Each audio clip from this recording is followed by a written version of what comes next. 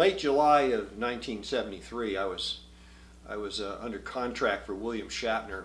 I was writing a script for Bill, and I was in my office when I got a phone call from Jim Coburn, who told me that Bruce had died in Hong Kong. To say it was an absolute shock to both of us would be a vast understatement.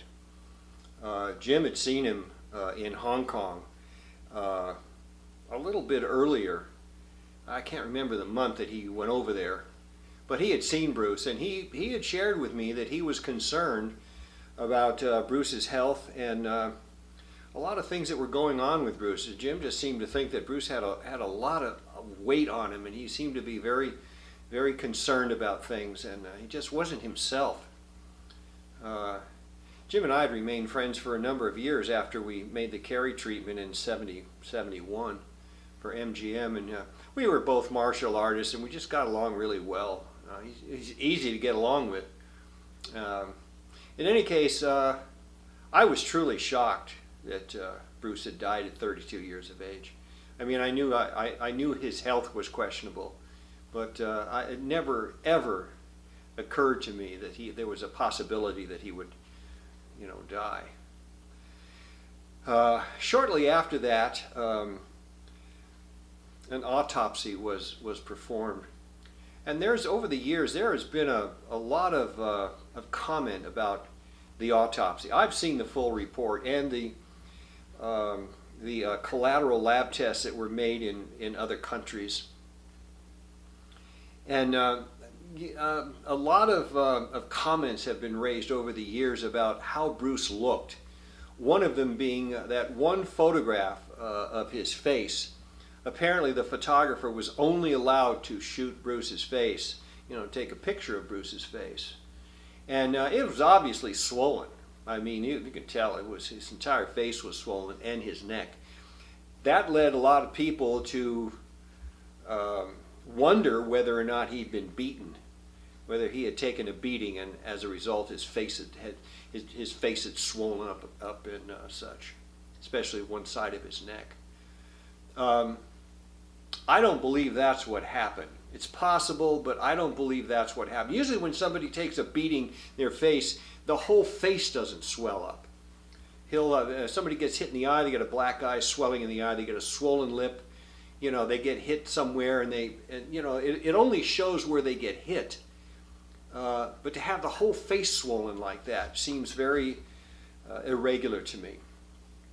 I've since had a good friend of mine who's in the funeral business and is a mortician, talks to morticians, and who said to me that he believes what that is the embalming of Bruce. After they opened him up, they make a big incision, which is a Y incision, opens up the whole body. He also, as gruesome as it sounds, I apologize, but they removed his skull.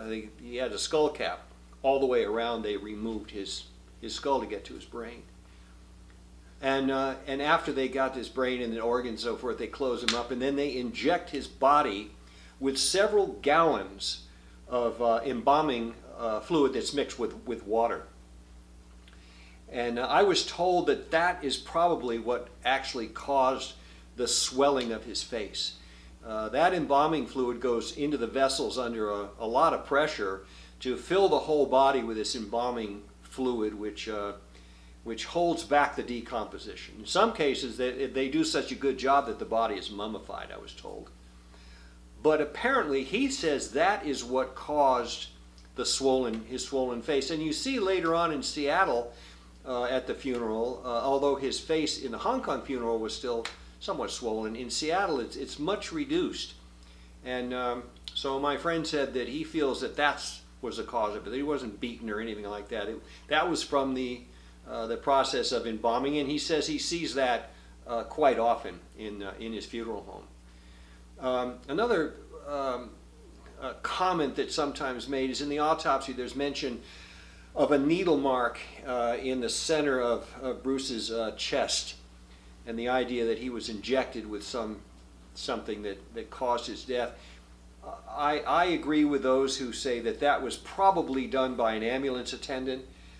Bruce was already dead at Betty Ting's apartment, and they couldn't revive him. And when they got him in the ambulance and they were still trying to revive him, I'm quite sure that the ambulance attendant would have injected his heart with adrenaline. That's just a normal procedure. I think that's what that is about. And the other thing that we hear about over the years is this business about Bruce's fingernails being blackened. I've heard that also reported, that some people said that his feet and hands were blackened. I hadn't heard that before. I have heard about the nails being blackened. And I was told by my friend that that is not from arsenic poisoning or anything like that. That is a normal, that happens quite often after death, that the blood stops flowing, and it's not that his nails are blackened, it's the skin underneath, it's the blood underneath the nail, because it's not flowing. It's like a blood clot, and it darkens and blackens. And he said that sometimes in the funeral home, they can massage the nails, and the embalming fluid will lighten that back up.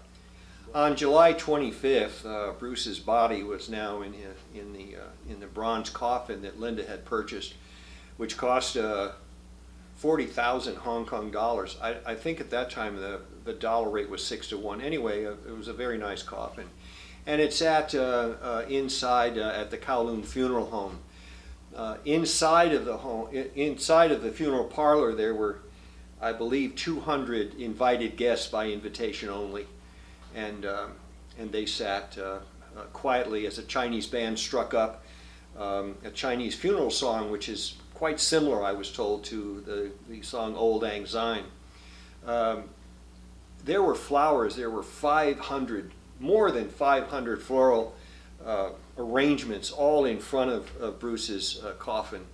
And the first half of where his face was, the first half of his body, was opened up, and over his face was a glass partition which stopped individuals from actually touching his body. And they after the service and the eulogy, they walked on by and took their last glance at Bruce. All of the guests, and some photos were taken. And Bruce was wearing the blue Chinese outfit that he had worn in Enter the Dragon, which was really quite nice. Outside was a complete spectacle. When the coffin was brought outside and lifted into the back of the car of the hearse, absolute hysteria occurred. And this had happened actually before. It had already started before the actual funeral service inside, as the guests began arriving. There were over 10,000 Chinese outside. I've even heard as many as 15,000. They lined the streets. They were held back by steel barriers. There were 300 police that were assigned to the funeral. There were some on rooftops and hanging from neon signs to see what was going on. It was an absolute. The next morning, the China Morning Post reported that they thought the whole thing was a carnival, which is kind of sad. But I mean, it was just it was an absolute chaos out there. And every time a new star would arrive, the crowd would go crazy. It's almost like the premiere of a Hollywood movie. All it was missing was it was daytime, but it almost like if it was night, they'd have searchlights. I mean, it was absolutely. I have never seen any celebrity funeral of any Hollywood star that I can remember that had a celebrity funeral that was this big. I really can't. Maybe political figures have a funeral that's big, that is that size of spectators. But I don't know, man. I don't know of any Hollywood star that's had that big of a funeral. But and they would cheer, as people would arrive. The only two people that were glaringly missing was Run Run Shaw, who had made the statement and implied that Bruce had taken his own life, which is absurd as far as I'm concerned. And of course, Betty Ting Pei. Betty stayed at home. What I read was that she was heavily sedated, and she felt that there was only one woman who had the right to mourn in front of Bruce's coffin, and that was Linda, and that she had great respect for Linda, which was nice of her to say, and that Linda had, many greatnesses. Aside from that, there was a lot of celebrities there, and floral arrangements that arrived from all over the world. I mean, it was that big of a service, and I've never seen anything like it. Then or since have I seen anything that size. Now, I think that the reason is pretty obvious, and that is that Bruce Lee was a hero to the Chinese in Hong Kong. First of all, he was raised there, and secondly, and more importantly, China had been occupied by the British, and then occupied by the Japanese. They had had a long history of being downtrodden. And Bruce Lee came along and made these movies, and he really spoke out against the Japanese and the occupation, and he really, the stories of him shaking his fist up on the rooftops at the Japanese planes go up. I mean, this was the first time that the Chinese people in Hong Kong had a hero that could talk back to the occupation that they had by the British and then the Japanese. And I think because of that, they really rallied behind him, and they had lost their first real hero on the island, and they were quite upset about it. This is how I described what had gone on outside of the Kowloon funeral parlor when Bruce's coffin was brought out. I wrote, when Bruce's coffin was carried from the funeral parlor, there was utter pandemonium as the police were forced to link arms and form a human chain to restrain the surging crowds. Soon reinforcements were summoned as women and children were repeatedly yanked clear of the barriers to prevent their being crushed. Old men sobbed, women of all ages fainted, and many were given medical attention for a multitude of physical ailments. Long after the funeral procession had gone, the police with loudspeakers were patrolling the streets, urging the people to please clear the area. I have never in my lifetime ever seen a funeral of that magnitude. After Bruce's funeral was over in Hong Kong, his casket was flown to Seattle, and it was during the flight that it's been said that his casket mysteriously opened and that the blue dye from his suit bled all around the white silk interior of the coffin. This in turn led the Chinese to believe that the man will not live in peace and that there were unsettled matters, hence the title of my book. As many know, the Chinese in Hong Kong and elsewhere are very superstitious, many of them. And this was one of the superstitions that they had. Bruce was also superstitious. It's well known. Since then, I've learned other things about that flight, and one of them is that it probably was not the dye from his suit that bled onto the white silk interior, but the embalming fluid. That the embalming fluid in a person after a while begins to leak, and there were enough openings in Bruce's body where that embalming fluid would leak, and that's what got onto into his suit and then onto the white silk interior. It wasn't the suit that was the dye that was leaking. It was the embalming fluid. That was told to me, and that makes sense. The other thing that I thought that the casket opening, and I'm not sure that it opened. I've read that it opened, but I've never seen that confirmed. And it would seem to me that there would be some sort of latches on that coffin. So I'm not sure that it opened. That might just be good campfire folklore. But I believe that the casket may have opened because of the pressure in the cargo hold of the plane.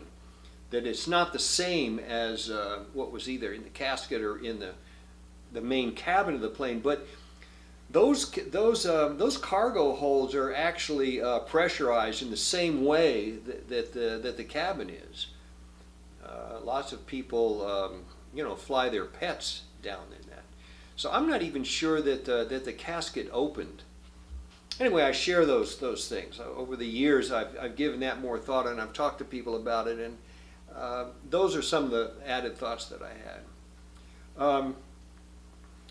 Lakeview Cemetery, I made my own visit to Lakeview Cemetery when I was doing research. When I went to Seattle and I went to the university, I went to the courthouse, I was also interviewed a number of Bruce's close friends, and of course Amy Sambo. I spent 3 days on Vashon. And Lakeview Cemetery was certainly a place that I wanted to go to see Bruce's grave and Brandon's, and to pay my respects. I was surprised by the size of Lakeview Cemetery. It's actually on 40 acres and houses 40,000 graves. There are other people buried there along with Bruce that have some notoriety. Jesse Glover is one of them, John Saxon. John Nordstrom, who's the founder of Nordstrom's stores, is also buried there. And actually in 1990, I think it was 1994, Kurt Cobain was refused burial there, respectfully, because of all of the traffic of people coming to Bruce's grave every year. I think Time magazine reported at some point that Bruce's grave was in the top 10 graves throughout the world of being visited. That's quite a statistic. After Bruce was brought there, there was a much smaller ceremony there. Linda spoke to the gathering. There were 300 invited guests and friends and family. And Linda spoke, and the eulogy was delivered by Jim Coburn. The pallbearers were Dan Inosanto, Peter Chin, Tacky, James Coburn, Steve McQueen, and Robert Lee, Bruce's brother. Those were the 6 pallbearers. I enjoyed the time that I spent at Lakeview Cemetery. It's a beautiful, beautiful cemetery, and it's extremely peaceful and quiet, very clean. To the east, it overlooks Lake Washington, which is magnificent. And I was there, the day I was there, it was crystal clear. The weather was beautiful, the lake was beautiful, and it was very peaceful. When I talked to the director at the cemetery, and I had a long correspondence with him. I knew him before I got there because I had quite a correspondence with him. One of the things that troubled him, or I don't know if he saw it coming. You think he might have, with all the Chinese that live in the Seattle area, but apparently he wasn't prepared for this. There were people who were starting fires on Bruce's grave early on, and the Chinese have a custom where they have what they call hell. Well, there's a number of things they set fire to. They believe that they can send gifts and things needed by the deceased down in hell. Their hell is not the hell as we think of, as Christians think of hell. Not necessarily we, but it's not the same. So I don't want anybody to misunderstand that I'm saying Bruce is in hell. That's not what I'm saying. You can look it up on the internet. There's a lot of information on hell banknotes. Here's what one of them looks like. I'll print this out. They're usually in huge denominations. This one is $5 million. This one banknote. This is a hell banknote. And when you buy these, you buy them in packs. So you're literally buying trillions of dollars at a time. I can't remember where I got this. Probably when I was in Hong Kong, I think. But this is a hell banknote. And if you wanted to send money down to Bruce, you would put this on his grave and set it on fire, and somehow that's what takes it down. But the problem is that if it were just these hell banknotes, it wouldn't be that big of a problem. But apparently there were people, if you wanted to send them a Rolls Royce, you buy a paper mache Rolls Royce, or a house that's paper mache, or whatever it is you want to send to him. You bring it to his grave and set it on fire. And he's then receives it in the grave, whether it's a car, a house, money, whatever it is. You just set it on fire in the grave. Well, apparently they were having such a problem up there with all these people setting fires on Bruce's grave. I suppose it's not that funny, but they were doing it, and the director of the cemetery shared with me they had to find a way to put a stop to it, and I guess they finally did. The gravesite itself, as I understand it, has gone through some renovations over time. I guess there was a time where there was some renovations done. I think there was some vandalism on Bruce's headstone. I don't think anybody maliciously wanted to damage anything. I think they just wanted a piece of the headstone. Anyway, as I recall, the headstone needed to be replaced. And now my understanding is I get pictures from people who go to the gravesite, then they take a picture and then they send it to me. So I have a lot of my friends have sent me pictures. There's now a bench there where you can sit, and it looks very, very nice. I believe that Linda's parents are also buried there. Her mother and stepfather Willard and her mother Vivian. And anyway, it's a beautiful, beautiful place. I only had in my research, I only found myself, as far as the cemetery was concerned, chasing down a rabbit hole, and I don't know how. I can't recall how it started. I think it started by accident. But I was looking for. I was at the Department of Vital Statistics, and I forgot why I was there. But somehow I got talking to someone, and it came up that the death certificate would probably be, I wasn't looking for the death certificate, but someone said, well, if you want the death certificate, it's probably here in Seattle. And I said, well, he died in Hong Kong. And I think as I recall, I was told, no, you cannot bury somebody in Seattle unless you have the death certificate, and the death certificate travels with the body. So I thought, well, that's interesting. So I asked the funeral, I asked the cemetery director about that, and he said, no, we don't have a death certificate. And Vital Statistics didn't have a death certificate. And apparently you have to have some kind of a permit in order to bury somebody in Seattle, and you need a death certificate. So I went back and forth, and I remember I got this letter back from, this is from the Seattle King County Department of Public Health Vital Statistics, and a note that said that the death certificate for Bruce Lee is in Hong Kong, not Seattle. I'm sorry you were misinformed. And then I get another letter here that says no record, no permit. Called Mr. Bleecker, same date. I went back and forth with this because I just got curious. As an investigative journalist, I just couldn't understand why somebody was telling me you cannot bury a body in Seattle without a death certificate and without a permit. But there was no death certificate, no permit, and the death certificate was back in Hong Kong. I finally just went on, I left, and I just let it go. I personally believe that Bruce is buried in Lakeview Cemetery. I don't want anybody to misunderstand. I'm just saying I was chasing that rabbit hole. Somebody wants to look into that, fine. I mean, there's so many sleuths out there looking into these, corners of his death and his autopsies and all that. I am convinced that he is buried there. I just couldn't figure out why there was no death certificate. I've seen the death certificate that's in Hong Kong. I have a copy of it. But they don't have it in Seattle, and I don't know, maybe they don't. Maybe I was misinformed. But that was one that I chased around for a little while, and I finally just closed it. It's an open file, but I just put it away. It's not that important. Unless, I don't know. I can't imagine that Linda would have buried Bruce in Hong Kong. It was going back to the communist China in 97, which they could have closed the door, so it made no sense. Anyway, that was one rabbit hole that I went down. I've talked to some friends about it over the years, and